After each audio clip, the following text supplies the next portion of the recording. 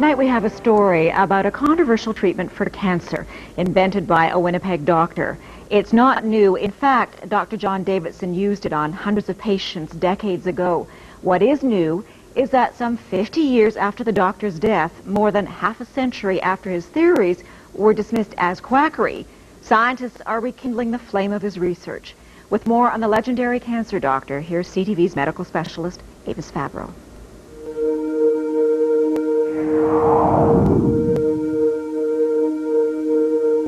His name was John Ralston Davidson, a respected family doctor in Winnipeg in the early 1900s. A great scientist as well as a great doctor.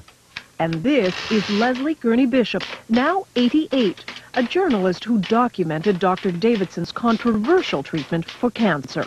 He never claimed that it cured it, but he said it would arrest it. Davidson spent years studying cancer, writing medical articles on his theories, which in hindsight were remarkable for his time. The doctor described cancer as a dietary deficiency, so he added generous amounts of vitamins to the patient's diet. But he also said it was critical to boost the patient's own defenses against cancer. Davidson took fertilized hen's eggs just 9 days old and produced a powdered extract, which was then injected into patients with various forms of terminal cancer. Like this boy, diagnosed with lymphatic cancer, notes show that with surgery, vitamins, and the extract, he returned to normal health. Over the years, Dr. Davidson treated hundreds of cancer patients. They all said, the ones I interviewed, all said that it had benefited them tremendously. Some said they were cured. Ruth Burke's father was one of Davidson's more famous patients. Harry Leader, the Member of Parliament for Portage-la Prairie, had been diagnosed with terminal bowel cancer by the Mayo Clinic in the U.S. But under Davidson's treatment, he improved. It was controversial scientifically, but that really didn't affect Dad. He believed in it. But Davidson's medical colleagues thought the treatment was useless and repeatedly refused him research money. It's as though they'd been instructed by somebody, well, just tear him up, just tear him up. And they did.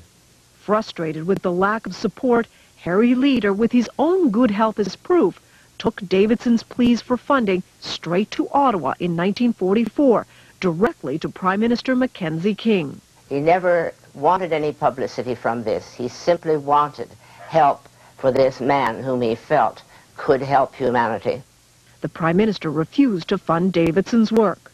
The doctor died 4 years later. He would die pretty well of a broken heart, if you know what I mean, because he had not been recognized. His cancer treatment thought to have died with him.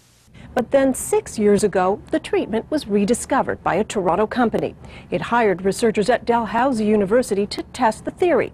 Could these embryonic chicken cells really be a cancer treatment? When research began, there was excitement. Davidson's extract, in many ways, could be a cancer vaccine. In 3 studies on mice, the compound apparently shrunk tumors. We have to be careful about raising people's hopes falsely. Jonathan Blay is one of the researchers looking at Dr. Davidson's extract. Davidson's extract, in many ways, could be a cancer vaccine. There could be things in the extract that promote a response against the cancer. But then suddenly, the research stopped. The then owners of the extract had financial problems. They stopped paying the researchers. Dalhousie was out some $60,000 and halted the experiments. The university would be interested in continuing the work because the results were very promising. But for nearly 5 years now, the capsules have simply laid on the shelf. One could easily walk away from and say, to heck with it. But would we be leaving behind something that could potentially have significant impact for large numbers of people? But if there are no takers soon, the venture will die. A darn shame, says Dr. Bain, because we still won't have the answer. Was Dr. Davidson right? But if Dr. Davidson's extract does show the power to combat cancer, this could be not only one of the great human victories in overcoming disease, but it could also be one of the great human tragedies.